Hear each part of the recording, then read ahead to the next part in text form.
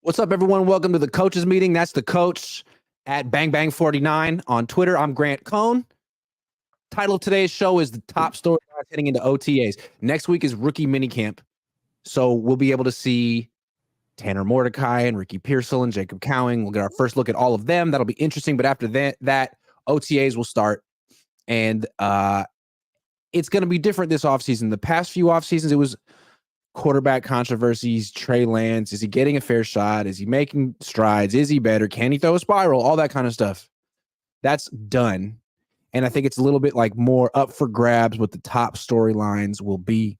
So we're going to go maybe storyline by storyline and try to pick out maybe 5 or 6 of the top ones in terms of players and big picture stuff as well. Coach, I think it still starts with the quarterback, though. Brock Purdy in his 3rd season, not coming off an injury. Playing for a big freaking contract. Yeah, I do. I mean, right now, I believe that Brock has got a full offseason ahead of him. He's got everything in the world at his disposal as far as his teammates, the coaching staff, this being in the scheme for multiple years. Not only being in the scheme for multiple years, but bearing that out over a full season. One could even say when he came in at his rookie year that he really didn't have the full menu of what the scheme could do. Even when you get in the playoffs, you know, a lot of teams don't know you. Teams know Brock. And he actually went through the playoffs, went all the way through the Super Bowl and played admirably, right? He didn't play his best, but he wasn't the reason why we lost that game, not even close. So right now, I could see Brock coming in and basically adding potency onto what he's already been doing as far as being a leader with the team. So there's a possibility for him to really grab this thing by the horns. And by the time it's even a question of him getting paid, there's probably just should be no question. I would see that's how Brock would want to do it. Yeah, I mean, every year there's a player who's like going into a contract year who has a great season or a great offseason. And last year it was Aiyuk. He was great in OTAs, training camp, and the regular season, and it carried over. And that's why he's going to get paid a lot of money. He just had this all-pro season, and I'm curious to see if Purdy can do that. Last year he was pretty bad in training camp. He didn't do OTAs. He didn't do mini camp, and then he was on a pitch count, and he was going against a great defense, and he was coming off an injury, and he was trying things and seeing what he could get away with and all that stuff, which was legit because he ended up playing great during the season. I'd like to see if he could take his game up another level and just light this defense up. He's seen it before. He's got a great offense around him. Ultimately, it doesn't matter what he does in training camp, but if you're trying to get that contract worth $55 million a year, you usually show up and prove it every single day like Aiyuk did last year. Or Bosa has in the past. So I think that's kind of what I expect from him. I expect Purdy's gonna light it up in these practices. Well, that's the mark of somebody that's really trying to take over, right? Like when BA came in, I mean, notwithstanding, like, all right, look, the last year that BA came in this year, you know, he was pretty much like the man in the arena. Like everybody knew that he was the guy. But before that, you saw the progression, right? Nobody was necessarily surprised, but everybody was just in awe that he put it together. And they were happy that he actually took the next step. That's what we're going to be looking for from Brock, taking the next step, right? There's other players here that we thought they could do things with this team that did not pan out. Defensive guys, offensive guys. And the problem is that one thing that you can say, for better or for worse, with this team is that in order to be able to get on the field with this team and to get paid, you have to be consistent. You have to have something about your skill set that can be relied upon, especially by Kyle and being on that offense, right? And with being the quarterback, if Kyle can rely on Brock to be consistent and to be at a high level, to be consistent, right? Not consistently mid, but consistently good. That's exactly what Kyle has wanted. And that just leads me to something else as far as like with Kyle. Like, this is also a referendum on Kyle finally admitting the type of quarterback that he needs for this offense. Not the quarterback that he wants, okay? Not the quarterback that he can scheme the best things for, but somebody that can actually ingest his entire scheme, do what you need to do, but then also add more onto it with their own skill set in the mark of a guy like Brock Purdy. So right now, Brock getting paid is going to be significant And it's going to signify to a lot of things that we've been waiting on this team and things that we're going to be able to see very clearly. This isn't going to be should he get paid? Shouldn't he get paid? No, like we're going to know when it's time. Yeah, and I just think there's going to be more pressure on him this year. And he's done great under pressure his whole career. I'm just curious to see how he does under new pressure, because at first it was like make the team. And he did. And that was incredible. But there wasn't a lot of like scrutiny on him. Then the next year, last year, it was like, show that you can throw a football. Show that your elbow works. So for a while, the bar's been low for him. But now he's coming off an MVP season. He was just in the Super Bowl. He played pretty well in the Super Bowl. And he's on the doorstep of getting one of the biggest contracts ever. So there's just way more scrutiny on him. The bar is higher. And I think we all expect him to rise to the occasion because that's all he's ever done in the NFL. But this is a big hurdle. I'm glad you closed out with that because I was going to give you a little pushback, Grant. I'm saying I fully expect him to rise to the occasion. I'm actually looking forward to watching him do it.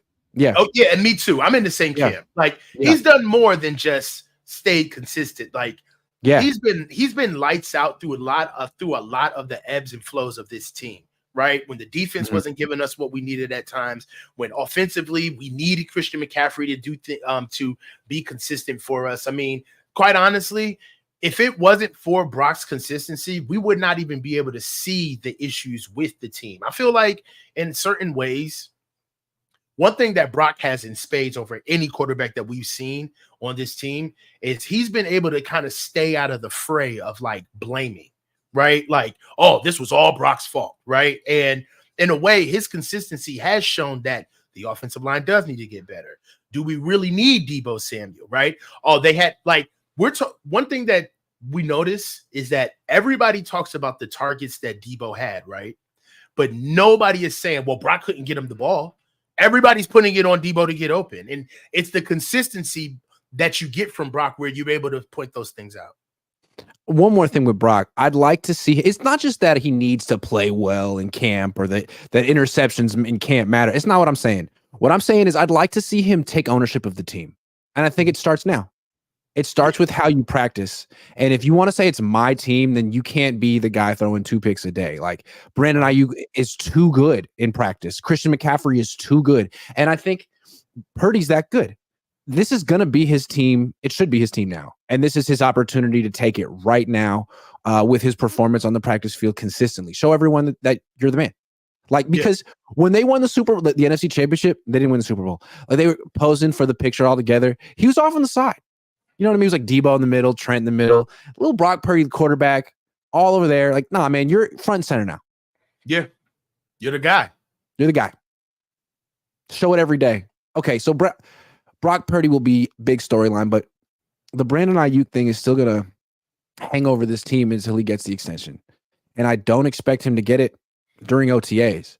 So part of what we're going to be talking about, can't lie, as journalists, content creators, whatever you want to call us, the next few weeks is where's Brandon? Is Brandon coming? Is Brandon working out? Is Brandon thinking about the 49ers? Did he write them a letter? That kind of stuff. The Brandon Aiyuk saga, where do you expect this to go? Well, I do expect Brandon to be professional because that's the platform on why he believes he should get paid, right? You can't shirk on the very issue why you believe you should be paid, right? He does everything right. Mr. Do everything right. Yeah, exactly. Like you can't be the guy that says I'm the most professional. I show up to everything. I work as hard as I do outside of what I'm asked to do, and I'm a leader. And then all of a sudden, coincidentally, cast all of that to the side once you don't get your money. That's almost kind of like, well, what did you do it for then? Right. So I expect him to show up and do exactly what he's supposed to do. As a matter of fact, I expect him to show up and actually kind of let the Niners know that they need to pay him or else. Right. You know how the league when you say you expect him to show up, you expect him to practice? Yeah. When you say you expect him to practice, like you say that like a coach would say that, or like you actually would bet money that he's going to practice in OTAs?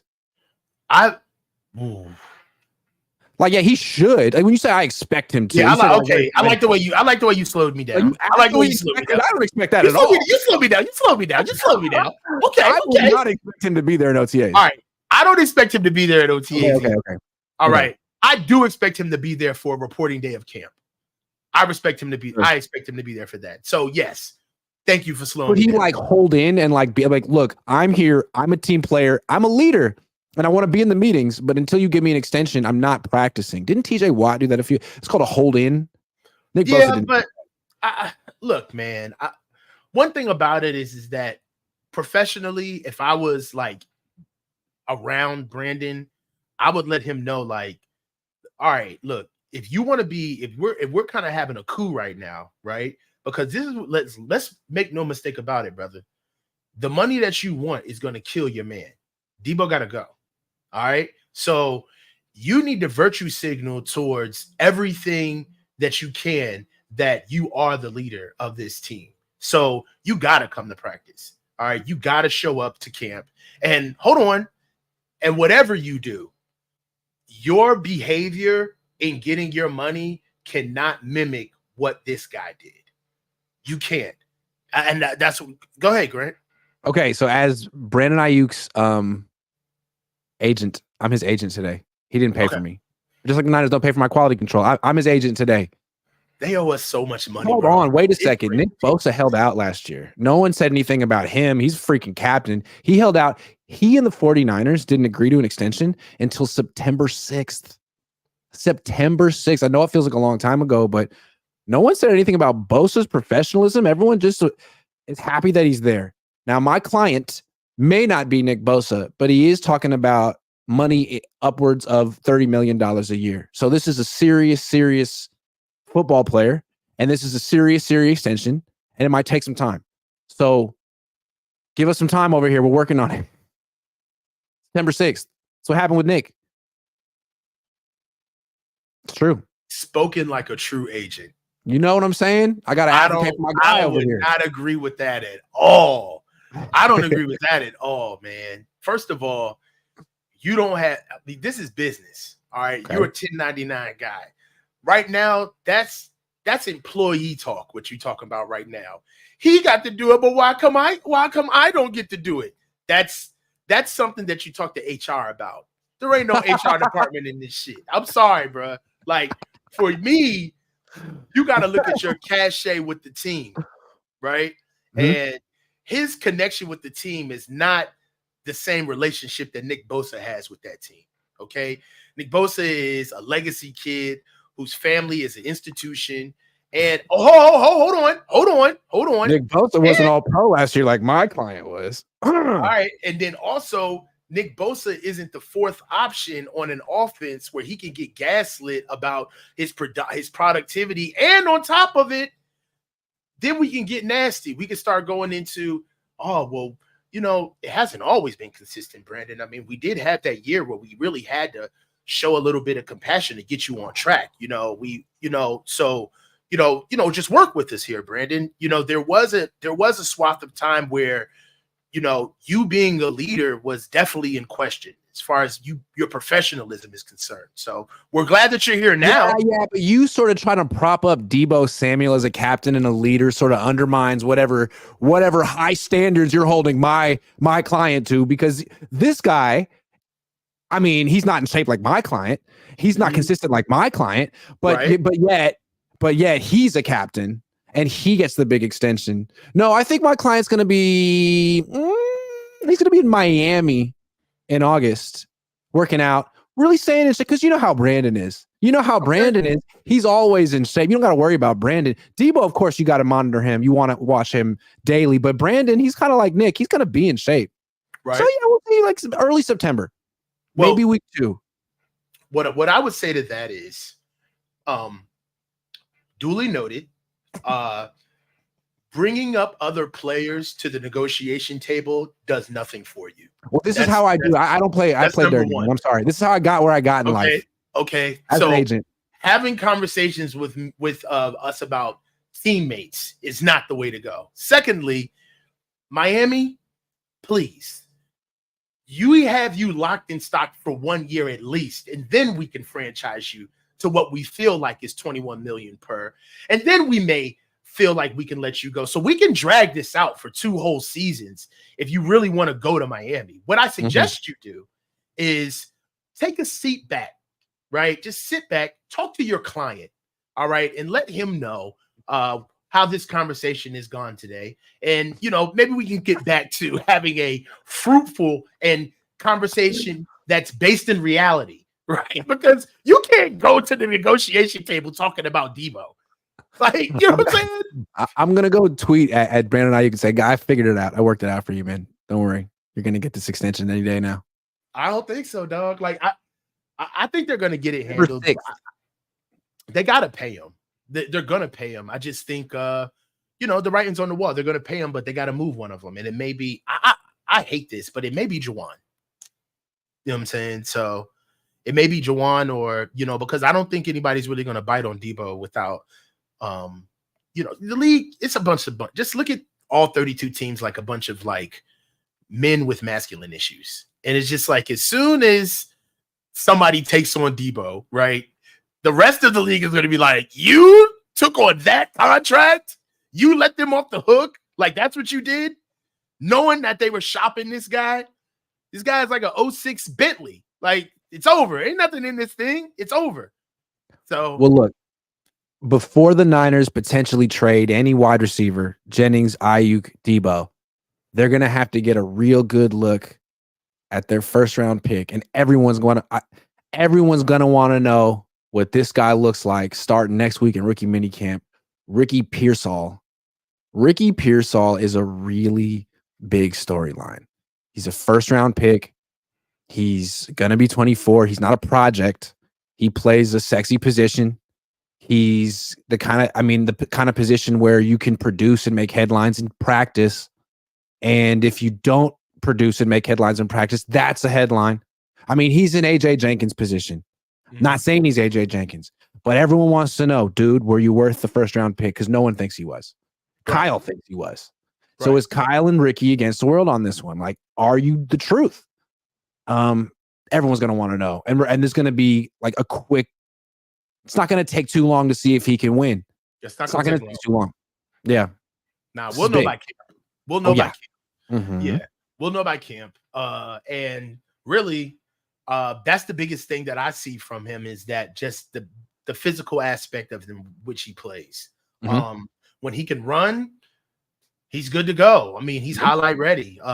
He plays to his speed, but when he gets hands on him, I just want to be able to see him be as dynamic as I've seen at times. That's the only thing that I can really say about what I've seen from him thus far, because I haven't seen much. I've just seen tape. I'm not going to be one of these guys touting as if I've watched this guy since Arizona State. Like, I haven't. But what I have seen is that when he is special, when he is dynamic, he's redlining, meaning that you could tell that he's giving as much effort as he can at that moment to be able to do something special. But like his modus operandi, like his day-to-day me going through an offense, he's going to need to get schemed open.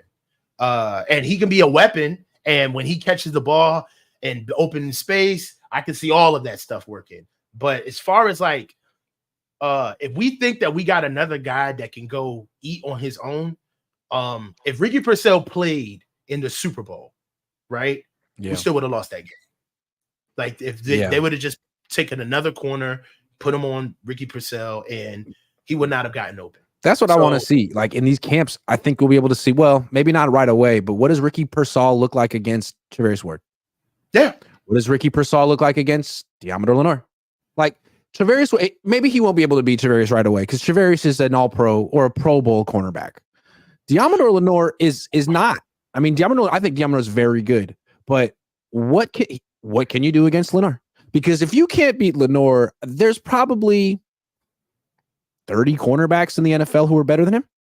So right there, he's a number 2 corner.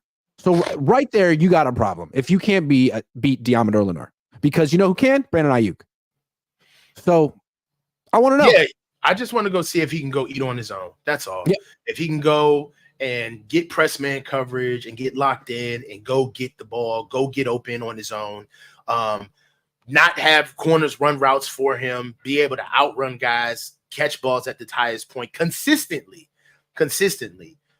So those are some of the things that we're going to have to be able to see. And then, to be honest, like these are some things that you would look to see from like a later round pick, where if we would have got like a Javon Baker in the 4th round or something, it would have been like, all right, well, let's see if all of that stuff that he's doing in college translates, right?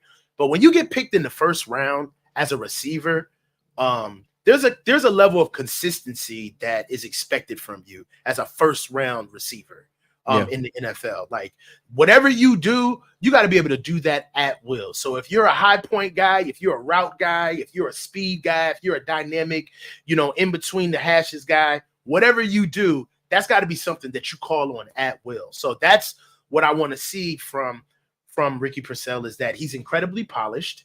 He got through his entire college career, but I want to see what his calling is going to be. What's his calling card going to be professionally? Not his role in this scheme, but what is he going to be able to bring to the table versus where people see Brandon Aiyuk and they're like, dude, his route running, his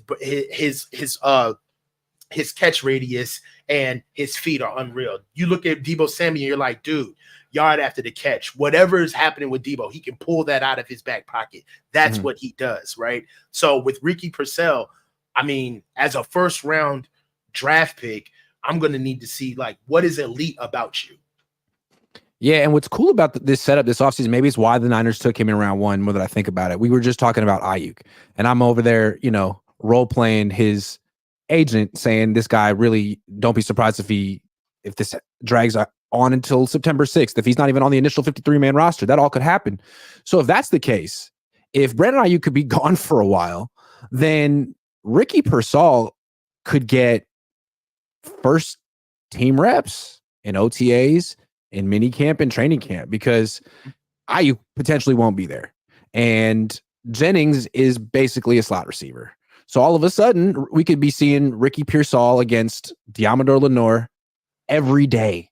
That would be very interesting, instructive. It's going to be good work. It's going to be good work. Absolutely. And that's what I want to see from the kid. I mean, he's a rookie. You're a first round draft pick coming on to a very established offense. So you're clearly going to have a role. So whatever role that is, you need to be doing that extremely well, right? Like 1st round draft picks play. All right. I don't know a lot of 1st round draft picks outside of quarterbacks that don't play, right? And even those should play. So, you're not a quarterback, you are a receiver in one of the most pass prolific eras in NFL history. So I look at receivers getting drafted now in today's day and age is almost as solidified as getting a lineman almost, right? If like you're going to get a receiver, that's going to be a high utility asset that you're going to be using at all times, especially in the 1st round. So I'm going to be looking to see it from him. And I think we're going to be able to see something. Like Kyle played receiver. If there is a position, right? He has his 3rd round running back. He has that 3rd round running back saga. But Kyle he's played the position. He's coached the position. It's something that he has a quarterback now that he can trust. I'm giving him grace on this one. I want to see what this kid can do because I want to get out of the draft talk. We already, all right, he was a reach. Cool. In the guise of the draft. But now the draft is over. So now let's see what he can do. Yeah. And like, I feel like when they drafted him, a lot of people started theorizing, oh, he's here to replace Deebo. Yeah. Here to replace Deebo. Like, he might be here in case Aiyuk holds out training camp and longer. They may want to install new things that Aiyuk won't be here for. Like, Aiyuk may not be able to hit the ground running until later on in the season. Who knows how this plays out? The Niners might want to give themselves options here and take some leverage away from Brandon because that's a leverage piece for Brandon. You want to win the Super Bowl? You want me here, right? I'm your guy. Well, now we have a 1st round pick playing your position. And we like him. So come back when you're ready. Can I push back? Please do. I don't know about that, Grant. If I'm Brandon and I see like them using like Ricky Pearsall as like a dangling carrot as to, all right, we'll move on from you. If I'm Brandon, I'm like, okay. I'm not saying we'll move on from you, but I'm like, if you want to hold out into the season, go ahead. We'll find you and we'll play this guy and eventually you'll come back. Yeah. Unless Ricky's no good. And I guess we'll find out. But that's the thing. Like, Brandon Aiyuk is giving his potential replacement one hell of an audition. Do you see it that way? You see Brandon Aiyuk handling his contract situation as Ricky Purcell. Well, okay. Well, if I'm being fair, it's not like Brandon Aiyuk is the number one option on the offense anyway. So you could package what Brandon does with Ricky Purcell and say, hey, look, man, we got somebody. And as a matter of fact, Ricky Purcell is faster than Brandon Aiyuk. What if Brandon Aiyuk sits out all of training camp? Did I lose you? No. I'm still here with my camera. Okay. I got you, bro. What if Aiyuk sits out all of training camp and Ricky Purcell is great? A huge hit. He's just the hit of training camp. That's not good for Brandon. Mm-hmm. It's not great. No, it's not. But all right, I'll put it like this: it's not a huge hit for Brandon, but at the same time, like I feel like BA is really trying to just be validated, not necessarily like rock the apple crate. I think that's the biggest thing too, because he does have a lot of equity with the team, Grant. And I don't see BA. I don't know. It's just feeling all of that. Imagine if the Niners had a first-round pick last year and drafted a D end, and they're like, "All right, Nick, let's keep talking." Like, that's not what they didn't do anything like that, but that's kind of what they did with Brandon. Like, all right, man, like you're asking for a lot of money, and we can keep negotiating, but in the meantime, we got another wide receiver who went to your school and has a similar skill set. So do you think that's how the Niners are playing with Brandon? I mean, they didn't play that way with Nick. It would be funny though if Pearsall is just a terrible, like if he's the next Cam Latu or the next Danny Gray and it just doesn't work. I mean, that wouldn't be bad for Brandon. I just think that that's incredibly ridiculous. Like for them to put that much worth into the kid, they drafted him high, and he just hit what, like 1,300 yards last season, 1,400 yards last season. Like, I don't get it. And honestly, the real connection is that BA and Ricky, I mean, not BA and Ricky, but BA and Brock haven't really necessarily been able to like draw that much of a connection because they're doing so much for Debo.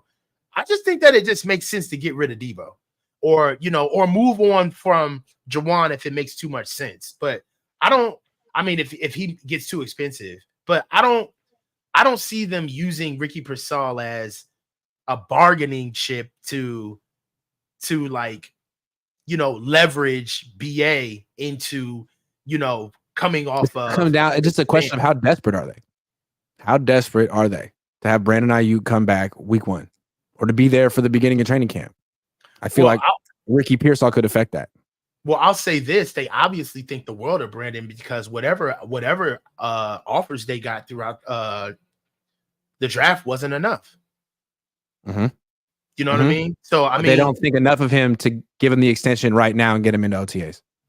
Like, that's what the Eagles did with both of their wide receivers. They're taken care of. Yeah, but both of them. Ross A. Brown, taken care of. Done.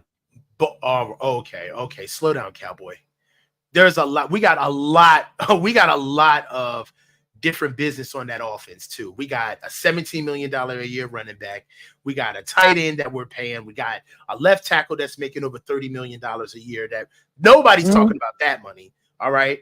So really I'm just saying the Niners could have did what the other teams did, what the Eagles did, what the Lions did, but instead they drafted a wide receiver in round 1. No one else did that. That's a different way to negotiate.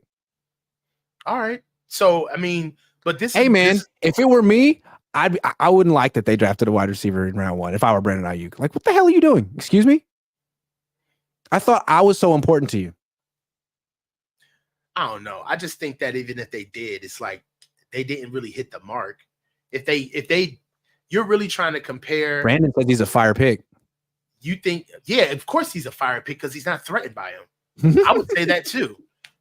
Come on, bro. Like, how many times, Grant, how many times do we like graciously like congratulate trolls or people that say things about us is because it's like, I have no choice but to be nice to you because I know I'm better than you. Like, I'm just gonna, so like BA, what is he gonna say? Oh my God.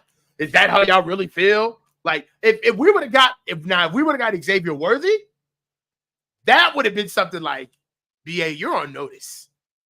You know what I'm I'm saying? telling you, man, like both of these guys were in trade discussions the last couple months. If Ricky Pearsall is a huge freaking hit this offseason, it makes one of them expendable. Brandon, Debo, if the Niners want to do that. If Ricky Pearsall's a big bust in training camp, well, then the Niners don't have options. They're going to bring back those two guys and keep them, even if they don't feel like they can afford them. Yeah. Yeah. I just look, bro. I think that they're going to pay him. They have no choice. They're really trying to move Debo, and if they can, they're going to move Jawan. But I think that I really do believe that they're way past the option of just moving on from Brandon. I think they're not going to move on from him. They're not. Nah, I don't think they will either. They're going to pay him. This is what I'm talking about. This is a Ricky Pearsall topic. I'm just talking about why he's intriguing. You take a wide receiver in round one, people want to know. And if he's good, creates options. All right, but what sucks about that is that he's an option all the way until he has like his first one-on-one practice.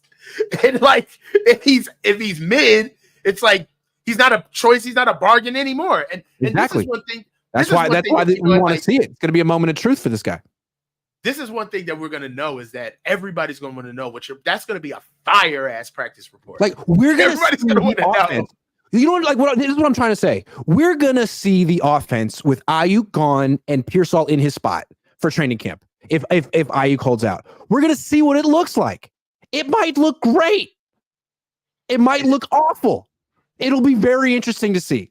Yeah, but if it does look great or if it does look awful, it's still training camp. It's going to be in a vacuum, right? Everybody's going to put a wet towel on it and calm it down, right? Sure.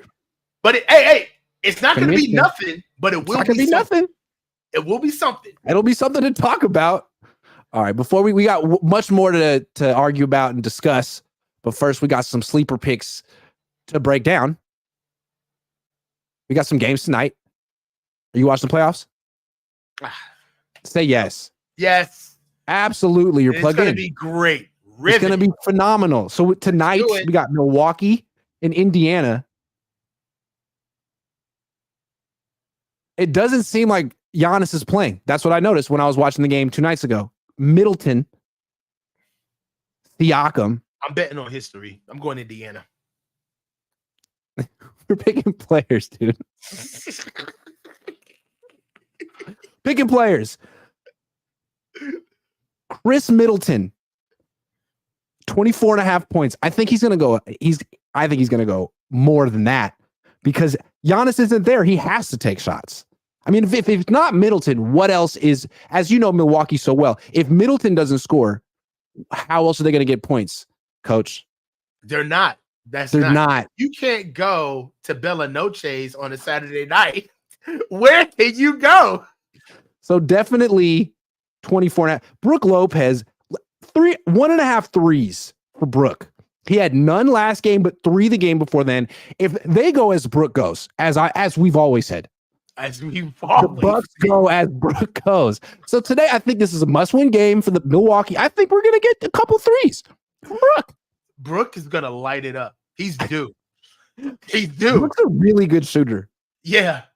That's enough from this game. Now let's flip over to Knicks 76ers. Jalen Brunson, 33.5 points. He's a good player. Let's see what he's done recently. 40, 47, 30. How can you pick against Jalen? I won't. I refuse to. You're a madman if you do. Yeah, absolutely. But let's see what we got with Philly. Embiid. Is he actually playing? Oh, count services. That's just spam. I should probably fix that next time. Embiid. How about less than 30.5 points? He had 50 points. Dang. What do you think? Embiid. 30.5. He's gonna make it. Will he stay healthy through the whole game? He's gonna be healthy for the game. He's gonna get hurt at halftime.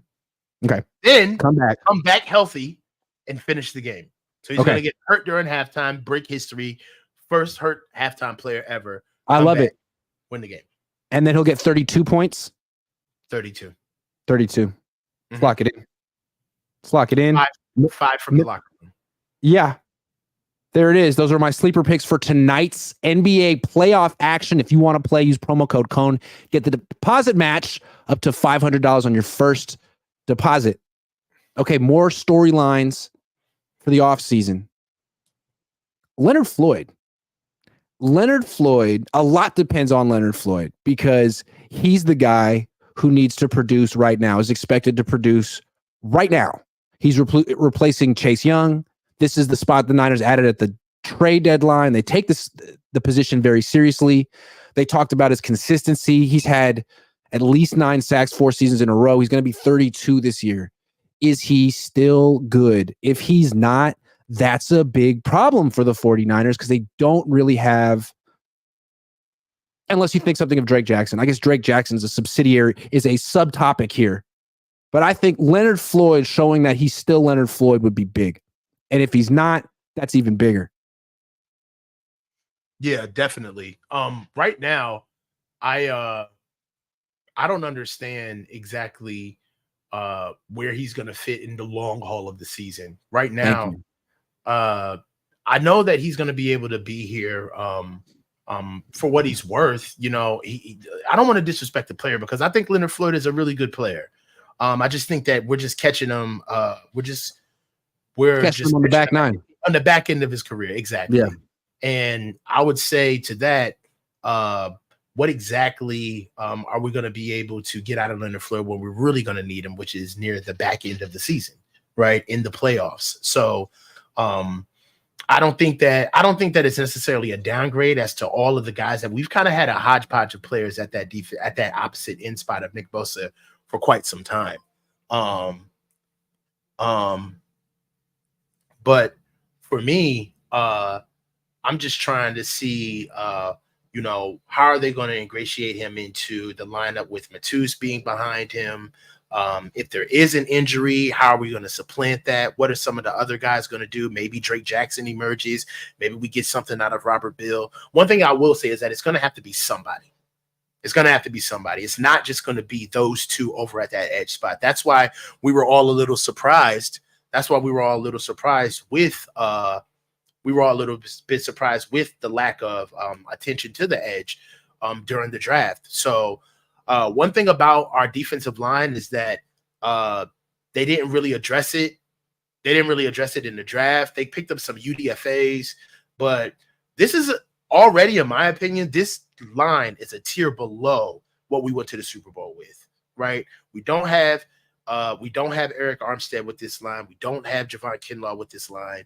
And what I want to be able to see is how are we going to be able to help out our $30 million a year man in Nick Bosa, because really it's all about being able to get him focused and not focused, but highlighting his skill set to the best as possible, because I think that was really one of the biggest problems with Coach Wilkes is that some of the stunts and some of the game plans that he had was using Nick Bosa as like pinning and anchoring, but they weren't necessarily getting him loose to be able to be an asset in the pass rush. So we'll see with Leonard Floyd coming in. That's going to be something to really pay attention to. It'll be fun to see Leonard Floyd one-on-one against Colt McKivitz in training camp. I'm looking forward to that. It'll also be interesting to see, and we'll see this before in like OTAs and minicamp, just how he lines up. How do the 49ers deploy their first team defense? Because I'd be kind of disappointed to see Leonard Floyd starting for them. This is a team that struggled to stop the run last year, and now you're going to put Leonard Floyd at D end. I'd like to see him as like a third down pass rusher. At this point in his career, he's 32 years old. He played like 55% of the snaps last year for the Bills. I don't think he needs to be playing starter snaps for the Niners at this point. He's not an asset against the run. He's definitely an asset on third down. So use him that way. I'm curious to see what they do on first down. What is their starting D-line? It can't be with him on it. Is it with Gross Matos? That would be interesting. I'd like to see what the plan is there. And this is all stuff we'll learn pretty quickly. Well, yeah, but you got to follow the money. I mean, Gross Matos isn't making nearly as much money as Leonard Floyd right now on the team. I think Leonard Floyd is our starter at edge. That's why for me, I really believed that we were going to do something at edge in the draft, Grant. But right now, Gross Matos they're right next to each other. As a matter of fact, Leonard Floyd is getting paid 3.4. Gross Matos is getting paid 3.2. So are they basically going to just by committee that position? Right. So I think you kind of walked us right into it. There really is no starter over there. They're going to try to tag team it. Isn't that, hold on, wait a minute. Isn't that kind of funny that they've kind of been doing this with everything? Instead of getting the DC, they went and got internal guy and then got Brandon Staley. Instead of getting a GM, they went and elevated the two college scout guys to one thing. It was like instead of replacing Eric Armstead, they went and got. It's almost kind of like they're just giving watered down replacements for more potent guys that we lost. So now instead of having a real edge on that side, we've got Leonard Floyd and Gross Matos. So I'm starting to see a trend. Yeah, that's going to be really interesting to me. Also, I mean, so Gross Matos, what's he going to look like as a pass rusher? Is he an edge rusher? Is he an interior rusher? And then finally, Drake Jackson and Robert Beal. Like, is there anything there? Got to see something from Drake Jackson, year 3. You must see something from Drake Jackson. I mean, this is his swan song. This is it. I mean, he had an entire season to get his body together. Then he came in. He was, I mean, you know, and in certain aspects, you feel for the kid because he was very, you could tell that he wears his heart on his sleeve. He's very open about his progression. Sometimes he shares things that he doesn't know can be used against him later on. And I do feel like that maybe this is the year that he ties it all together, right? He got his body together last year. And again, I've talked about this before, but he got his body together. But what he did was he got overtrained. He pushed his body to a limit that has never been there before. And then he didn't give himself enough time to recover. And then he pushed himself through an entire camp.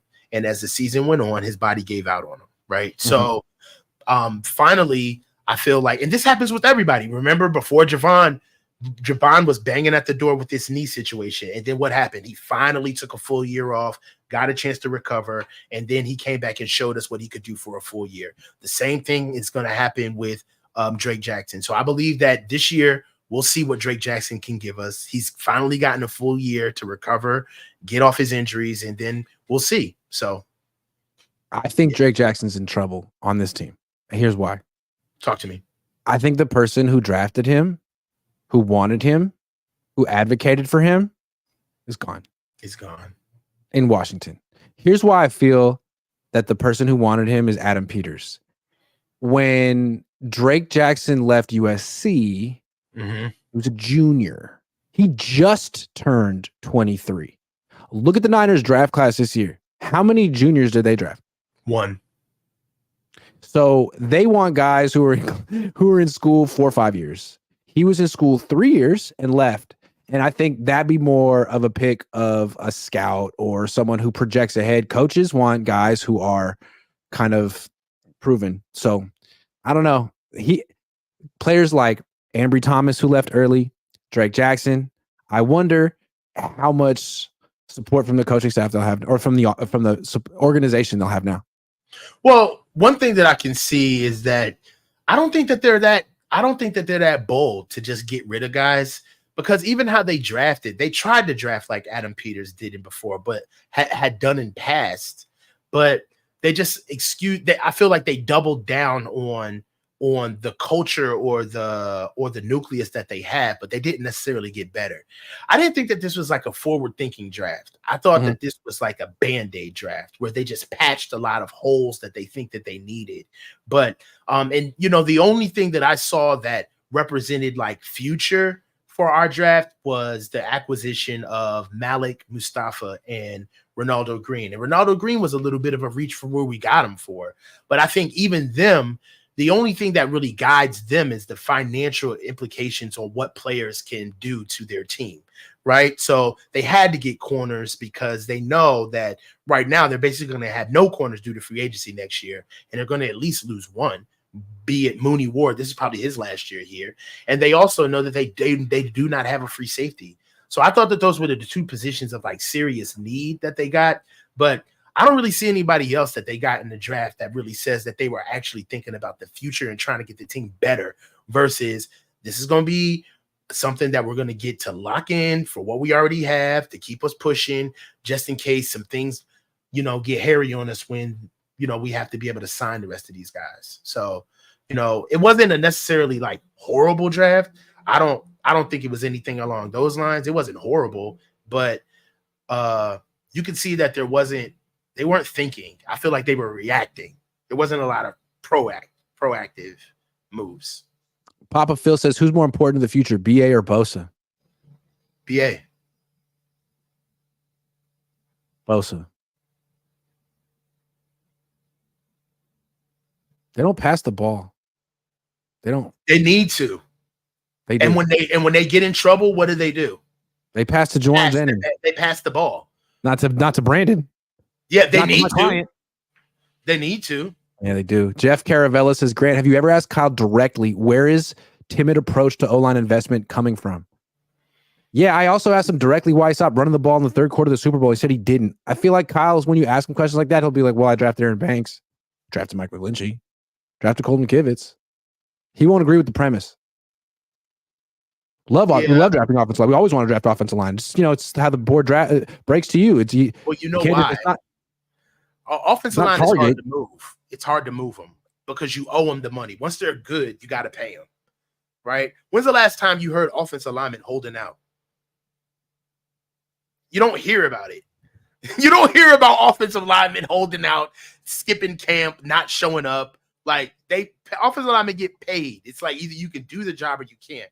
And I feel like with them, they always want to keep that job or that skill set in the developmental trajectory because they know that they can underpay for that skill set. They know that they can underpay for it. NG49 says Kyle the king is zigging when he's supposed to zag. Is that right? Yeah, I mean, look at what they did in the first round. They clearly wanted a receiver. They didn't get the guy that they wanted. They should have traded back or got the offensive lineman that they needed. But they're not into offensive line, so even do better. Go get the D tackle. Right? I think they wanted Xavier Worthy. Yeah, I see that. Oh no, they didn't want Xavier Worthy. He's not big enough. He can't block. They drafted Jacob Cowing, who's smaller than Xavier Worthy. So come on, man. I think they wanted Xavier Worthy. Yeah. And if they didn't want Xavier Worthy, then why did the Chiefs trade up? Exactly. And if they didn't want a receiver, then why did they reach at 31? Yeah. So they wanted a receiver. I think they wanted Xavier Worthy. Papa Phil says, when was the first kicker picked? 6th round? I don't know. This year? Guy from Stanford? I forget. Okay, last topic. Not a player, but I'm curious to see if there's a Super Bowl hangover. There's something about losing the NFC Championship game that kind of galvanizes a team. They lost the NFC Championship game last year to the Eagles, and they were like so locked in and focused. You see it a lot with teams. Like, we're one game away. Let's give it our all year, and then losing the Super Bowl is different. People talk about the emotional toll it takes on you and the physical toll because your offseason is 2 weeks shorter than everyone else's. But I want to see if they just come out flat this offseason. Aiyuk might not be there. He's kind of a tone setter for these practices. Kittle's old. He doesn't practice as much. Trent doesn't practice. Does McCaffrey practice? Like, who's practicing? how important are these OTAs, right? Because they're optional. Practicing? Who the hell is actually practicing? They're optional. It's an older team. They're coming off a brutal Super Bowl loss. Aiyuk probably won't be there. Who's there? Who really shows up? I want to know. Brock will. Well, Brock is going to show up. All of the young guys are going to show up because they're trying to make their way through. What second contract guy is going to show up like he wants it? What Cabo Click guy is going to show up? Okay, that's a very good question. I would expect. Wow, Fred. He's not necessarily Cabo Click. Yeah. Fred and is a professional. Nick Bosa is always going to come in shape. He's going to be professional. Brandon Aiyuk, he's just never done it. I think that it would just be an affront to his professionalism. BA is going to come to camp. How about Debo? Is Debo going to be in shape? Jesus Christ. Who knows? Who knows? Who knows? Who knows? I don't know. We'll see a full offseason of Nick Bosa, dude. They paid you $1 bajillion. Now you got to be at every practice. You weren't at any of them last year. Go be a leader. Be a captain. You know who needs to show up to kind of show that it wasn't a fluke? Diamador Lenore needs to show up even better than he did last year because he did an amazing job. But it's like, I need more cowbell, bro. Like, you got to be able to come through and show that last year wasn't a fluke. This is consistently how you are. You know what I'm saying? So I want to see that. You know who else? Kind of everybody's looking at him a little bit. Huff. You've been gone, man. We got to see what you're going to do coming back. They got him a new safety, Malik, and this dude is, I mean, on tape, I was more impressed with I was more impressed with Malik on tape than I was when I first saw Huff. So I wouldn't expect Huff back before training camp. I wouldn't expect Travarius Ward back before training camp. Kittle, Trent Williams, or any of these guys going to show up in OTAs? OTAs could be a pretty light practice. I think Christian would show up. He'll be there. None of them are going to practice. No, none of them are going to practice. None of them are going to practice. I don't know. Trent's not going to practice. They kind of limped into the season last year. They weren't good in training camp. They had a terrible joint practice against the Raiders. We were worried about them. They didn't look good in preseason, and then everything was fine. They turned it on. They turned it on. Can they do it again this year? We will find the heck out soon enough. I love off-season practices. Maybe people think they don't matter, but I think they do. Huh? Who do we have joint practices with this year? Do you know? I don't know. Okay. I hope it's the Chargers. Could it please be the Chargers? Oh, that'd be fire. I want it to be the Chargers. Yeah. To see Jimbo. I mean, that's the most convenient. Well, hold on. Wait a minute. So, did we play the Raid? Oh, no, who do we have in preseason? That always goes because whoever we have the practices with is who we end off the week with in preseason. That's the way it works, right? Yeah, I guess we'll find out when the preseason schedule comes out. When the schedule comes out next week. Yeah. Then we'll know for sure. That'd be dope. Yep. But really what it is that I feel like the theme of this show and the theme of the team, honestly, is self-motivation. Like, you've lost the Super Bowl. Nobody is checking for you right now, right? Everybody's going to be talking about the hottest teams that are really ready to come back or the Chiefs. And really, I like this. This is kind of like, in a way, nobody's really going to be checking for us. Nobody's going to be bothering us. Nobody's going to be caring what the Niners are going to be doing this offseason. This could really bounce in our favor if the boys come back in shape and focused. Yeah, I want to see it because last year, again, they had something to prove. They kept saying on the record, we got screwed. And they set out to prove it. And they almost did. They can't say that this year. They can't say they got screwed or they didn't have a fair chance or if only this person or that person is like, you had your chance, you were up late twice, and you lost. So what do you rally around now? It's the same group of guys that hasn't gotten it done, getting older. What propels them forward this time? There's no narrative now. Like, you know what I mean?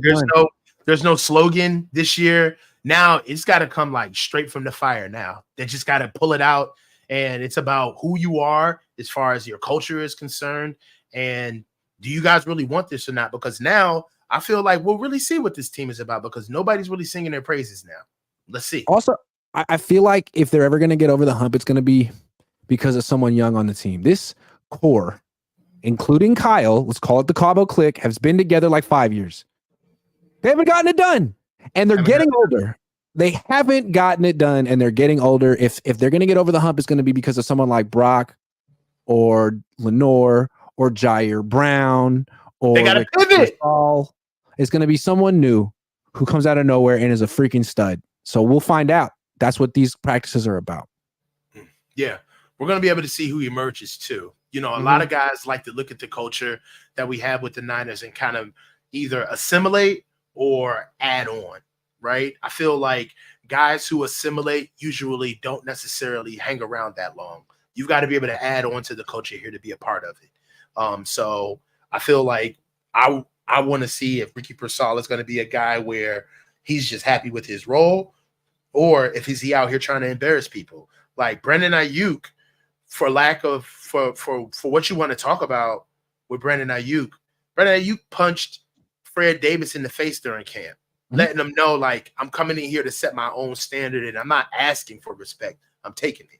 Yeah. So that's what I want to see from, like, the guys here because, you know, this is a young man's sport. And these guys are getting older, and we need some younger guys. We need some new blood. One or two rookies who are really good can propel you. I mean, look what Puka Nacua did for the Rams. Look what Jahmyr Gibbs and Sam Laporta did for the Lions. I mean, if the Niners don't have one of these guys, who knows what Marvin Harrison Jr. could do for the Cardinals? You just don't know. Some of these teams go from worst to first quickly in the NFL. So the Niners need some guys like that. Historically, they've gotten guys like that. I mean, the reason Kyle Shanahan hasn't been fired is because they got freaking Brock Purdy. And he's like the biggest guy. Minicamp next week. Coach, good stuff. Good to have you back. Thanks, brother. You were back last week. That was back. I'll see you guys. Have a good one.